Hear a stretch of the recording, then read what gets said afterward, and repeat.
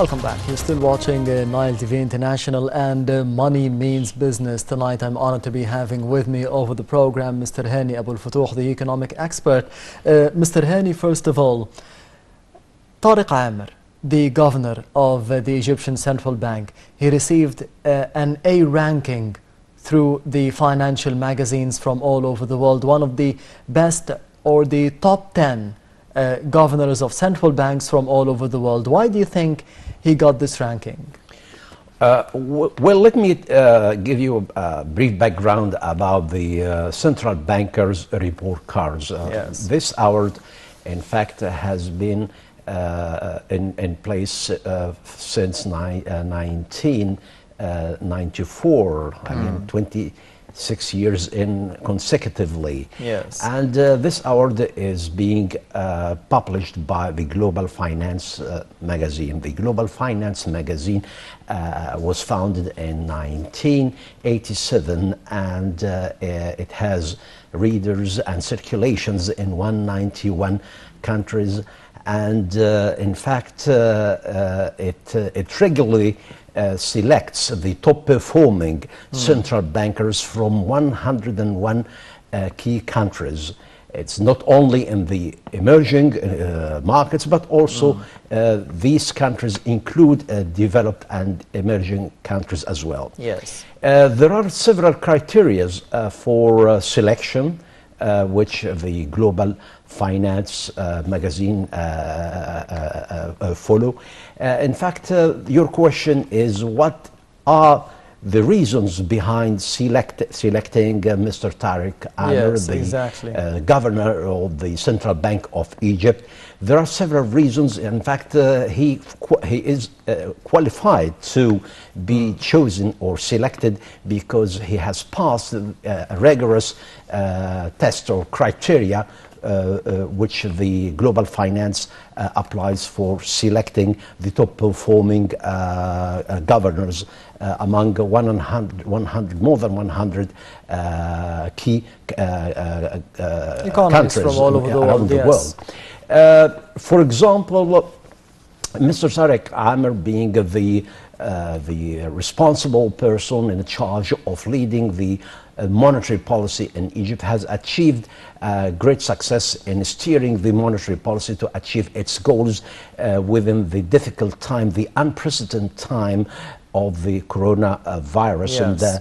And I would say that the Central Bank of Egypt, since the beginning of the coronavirus in March 2020, has taken several initiatives and measures in order to bring the economy and the financial system to function normally as possible in such a difficult time. For example, in March 2020, the Central Bank of Egypt cut the key interest rates by 300 basis points, 3%, in order to boost the economic activities in the market. Also, another major step or procedure was taken in such a difficult time was to postpone the liabilities on individual clients and entities for 6 months without charging delay payments. And also other initiatives were taken in order to boost the banking operations during such a difficult time. So these are just the three main, on the top of my mind, three main reasons why he was elected or to win this award. And before the coronavirus pandemic and the measures that we did see from the political leadership, going through the economic reform program here in Egypt, the first phase of the economic reform program under the tenure of President Abdel Fattah al-Sisi and the political leadership, how successful was he in implementing those reforms? I would say he was very successful in implementing the IMF-backed economic reform program, which was implemented since year 2016 and successfully completed with huge success, as being witnessed by major international institutions like IMF and the World Bank. And this is, of course, a major achievement. This is actually a major achievement why he was selected as a top performing central banker on the list. Yes, and do you think that successfully implementing the economic reform program managed to be keeping Egypt safe and secure during the coronavirus pandemic, economically and financially? With no doubt, certainly, with no doubt that the successful implementation of the IMF-backed reform program has made Egypt more solid against the negative repercussions of the coronavirus, and made the economy withstand the unfavorable impacts of the coronavirus, which hit all economies in the world, including developed economies.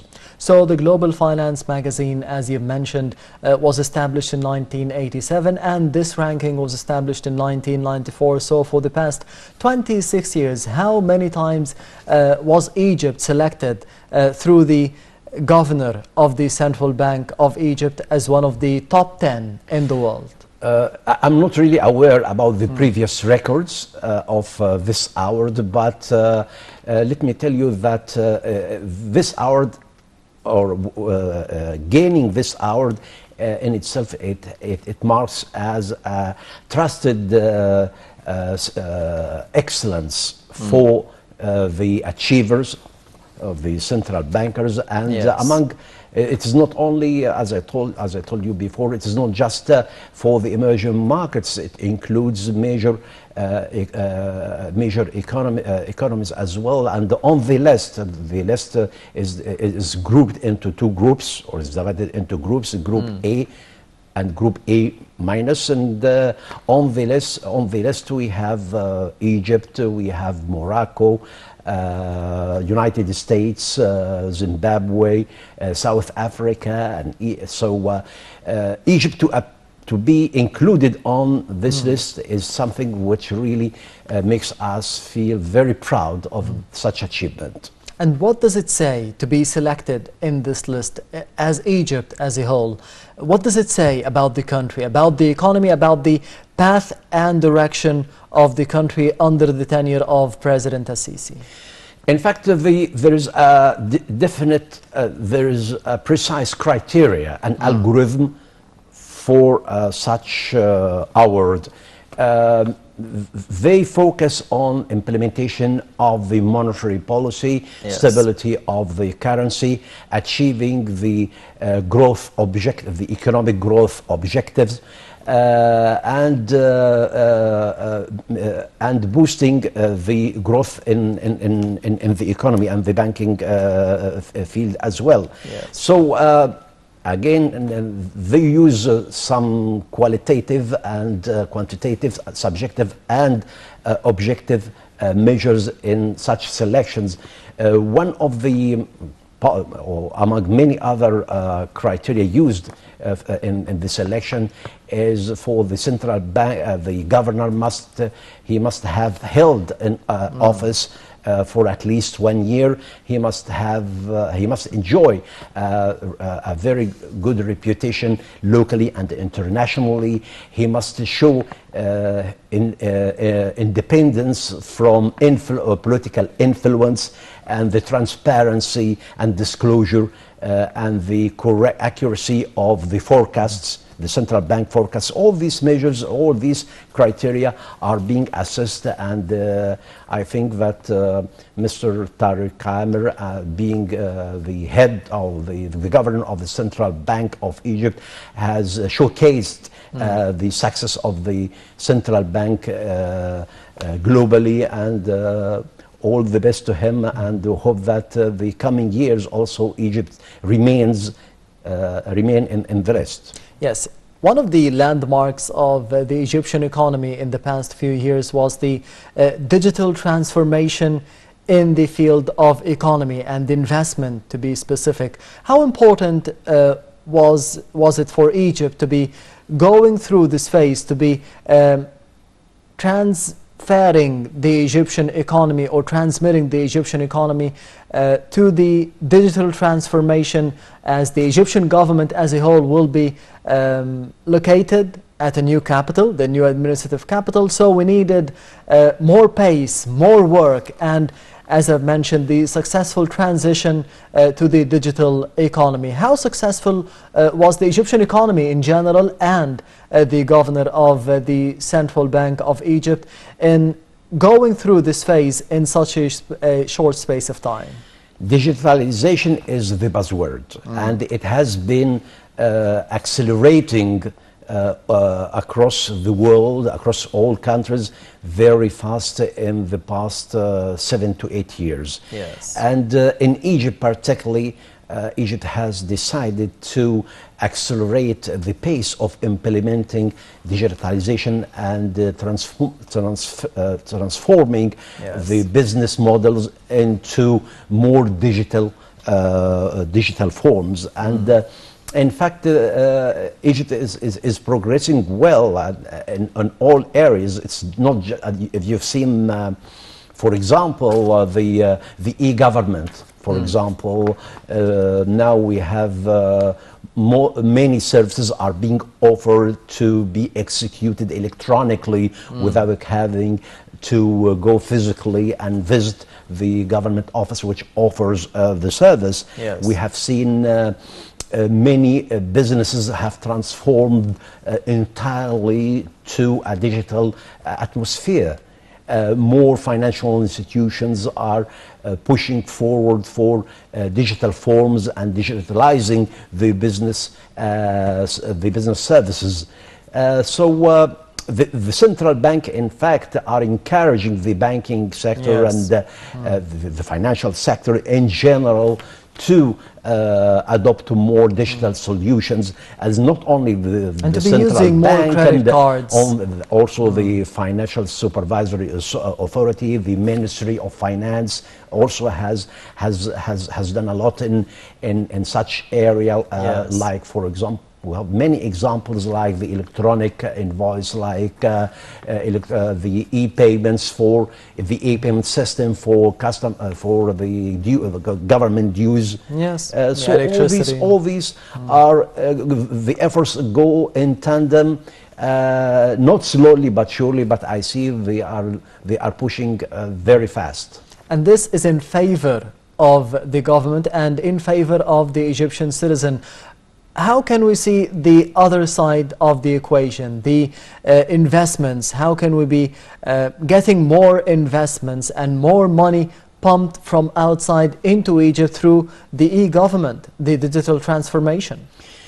The e-government, the digitalization, the transformation, all these are all, on one hand, are being seen as favorable investment environment in the eyes of foreign investors, as well, of course, as well as the local investors. So the foreign investors, when they think of evaluating the opportunities to enter into our market, they would consider many factors.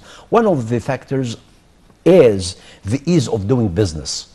So if doing business is getting easier and killing or getting rid of red taps and doing things electronically, definitely this would boost the business and investment environment.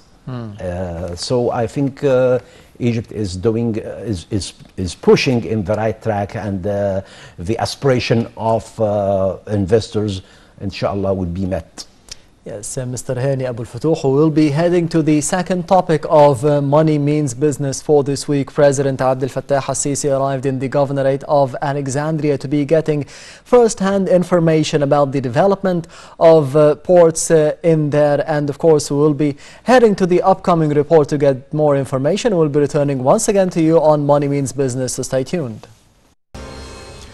Welcome back. You're still watching Money Means Business for this week and the episode for tonight. We are honored to be having with us today Mr. Hany Abou-El-Fotouh, the economic expert. Mr. Hany, first of all, speaking about the efforts of President Abdel Fattah al-Sisi to be enhancing the livelihoods of the Egyptians in terms of the economy and having more investments, as we did see the visit of President al-Sisi in the past week to Alexandria. Today we are celebrating the launch of a new strategy for the human rights in Egypt. The human rights, of course, one part of it is the economic aspect of any citizen. How did you see those efforts in the past years under the tenure of President al-Sisi to be enhancing the livelihoods of the Egyptians economically?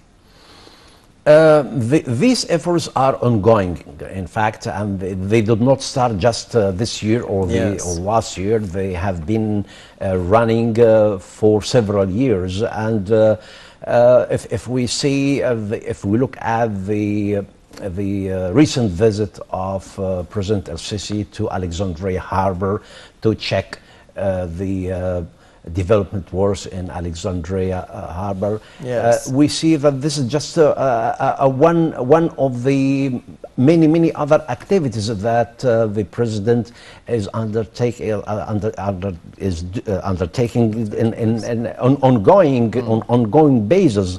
So if we see if we look at the recent visit, we see that the president has received first-hand information about the development works in Alexandria port, and other ports also are being developed in order to make Alexandria the international hub for logistics and international trade. And the projects in Alexandria, the development projects, are expected to be completed by year 2024.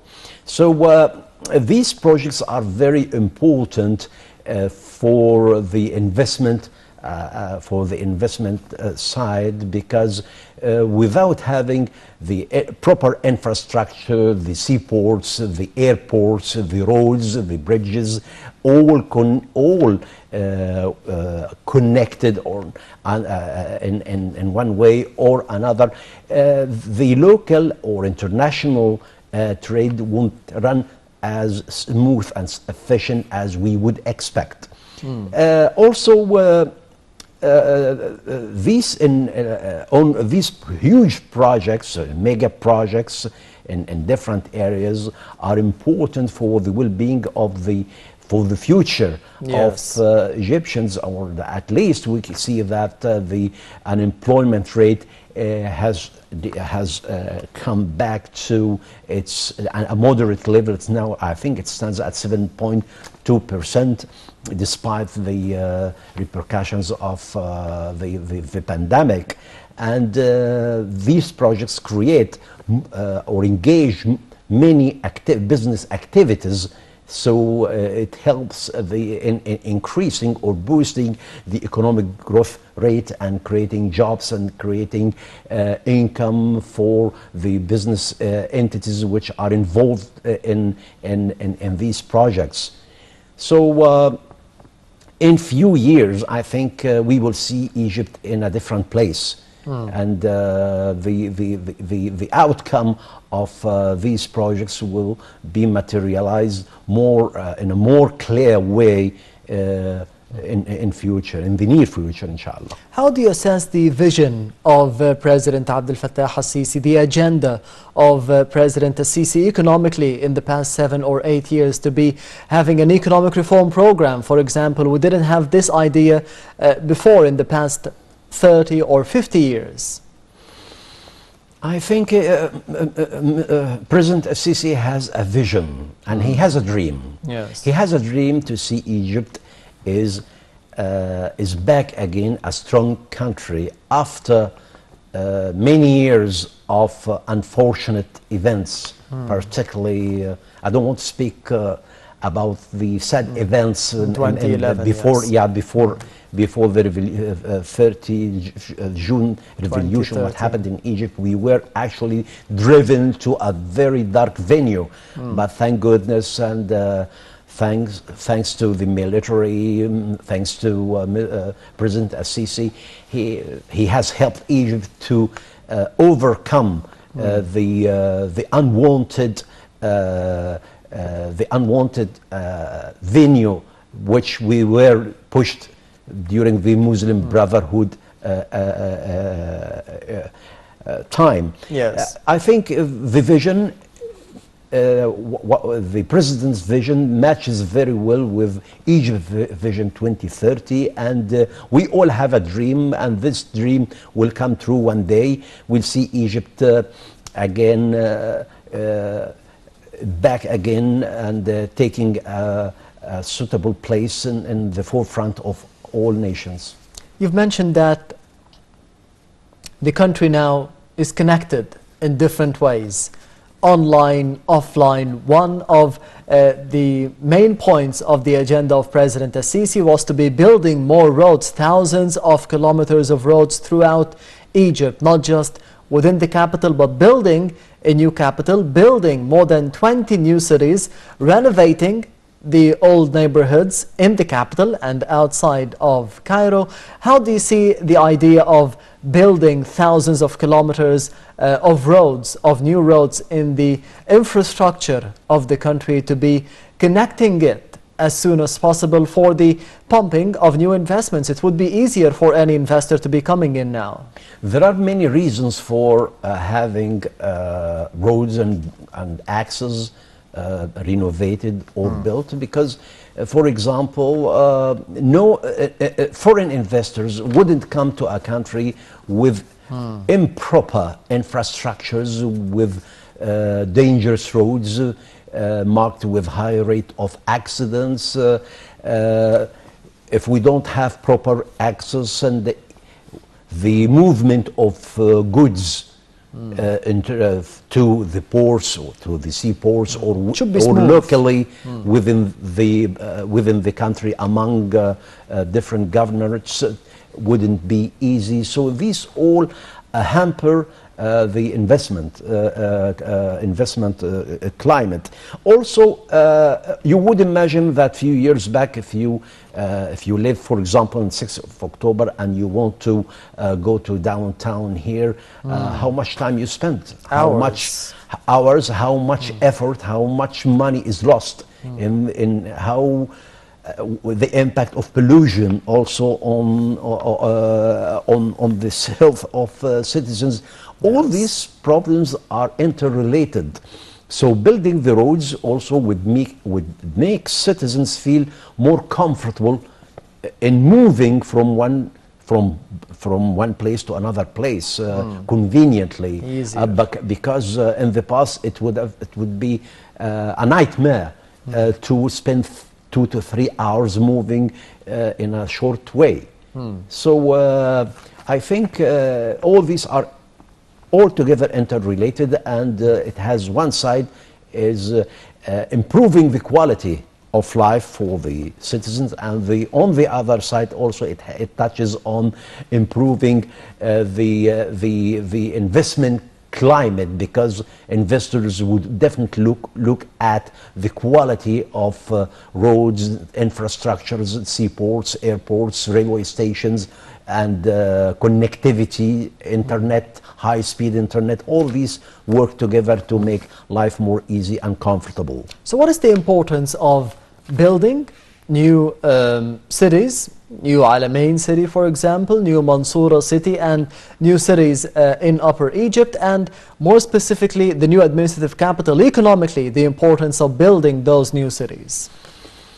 There are several reasons, but let me just take on one or two main reasons. Cairo, as it stands, the hub of all activities, political activities, economic up till activities. Now. Cairo is the city, yes, the capital. Okay, Cairo is extremely overpopulated and polluted. Cairo accommodates more than 20 million citizens. Okay, roads cannot be expanded. Roads are congested. difficult to move, difficult to attract business to come into a very crowded city. So the first thing, like other countries did actually, is to build another capital or another city to be the administrative city. The administrative city capital, or the administrative capital, is a smart capital, is a smart city built on the follows the international standards on green cities, on the following the proper infrastructure.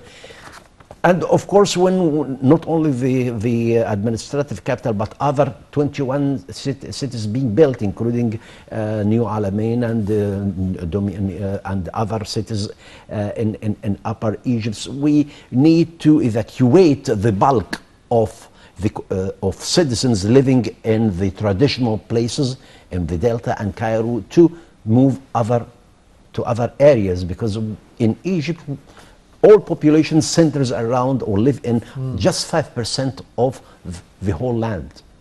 The Egypt's land is the 1 million kilometers. We just live on 5% of such a huge space. All that was needed to make even the citizen feel that he moving to a new city with good quality of life, greenery, good services, education, which cannot actually be fulfilled or offered in such congested areas.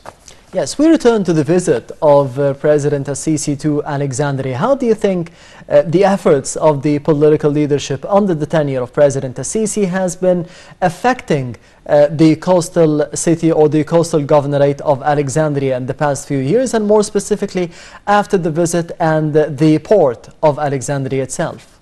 Alexandria has been always the #2 city in Egypt. And it is in the eyes and hearts of all Egyptians. And yes. The President Sisi regular visits to Alexandria, and of course other cities, is important that he receives first-hand information about the progress of the projects being executed, and actually listens to the pulse of people and see the problems and give his directions to the responsible officials in the government to overcome these problems. For example, in his last visit to Alexandria, the president gave his directives to the government that decent compensation should be paid to those citizens who would be forced to leave their houses because they would be evacuated for the projects. Yes, the houses had to be demolished and need to be compensated. Not only the compensation, not just for the house owners, but this will include owners of empty plots of land, owners of small shops and bakeries and small businesses. These will all benefit from the compensations which will be offered by the government. Yes, this brings me to an important point, that there is a vision for President Al-Sisi economically, there is an agenda for President Al-Sisi, but on the other hand, President Al-Sisi always says that there is support from the Egyptian people for this agenda, for the economic reform program, for those steps taken in the right path for Egypt. How did you see the support of the Egyptian people to this vision? I see that the Egyptian citizens have realized the importance of the tough measures taken during the reform program, and it wasn't easy at all for the Egyptian people, but they have showed patience, they have showed understanding, full understanding, even though the increase in price and yes, of some commodities and utilities, they have shown a great deal of understanding and support. Why they have showed this patience and understanding? Because they support the president in achieving his vision and achieving the dream to place Egypt in a better place. And why do you think that the president and the government were so keen on having a number of mega projects, not just in the capital, but all over Egypt? We will see New Egypt in few years. We have started to see the glimpse of New Egypt in many areas, not Cairo, not only in major cities, including Cairo, but also in other areas, in the small villages in Upper Egypt, in small towns. The changes have come or are being accelerated in the past few months, despite the unprecedented time of, or the difficult time of coronavirus. Egypt still progressing with the mega projects. The mega projects have helped Egypt to restore its economic growth rate, which was 5.6% before the pandemic. Now, yes. Hopefully by end of this year, will achieve again more or less the same level. It's above 5% as expected by several by Fitch rating agency and other international reports. So all these initiatives and mega projects will put Egypt in a better place, and of course the mega projects, nobody would disagree with me that they create jobs for people, and in many professions, particularly in the constructions area. Sometimes you cannot find workers because they are all being employed or busy doing businesses in New Alamein or in a new capital city. So I think this the results will be fantastic over the very short time in the future. Yes, Mr. Hany Abou-El-Fotouh, the economic expert, thank you very much for being with us tonight on Money Means Business. And this brings us to the end of Money Means Business for this week. Thank you for watching, and goodbye.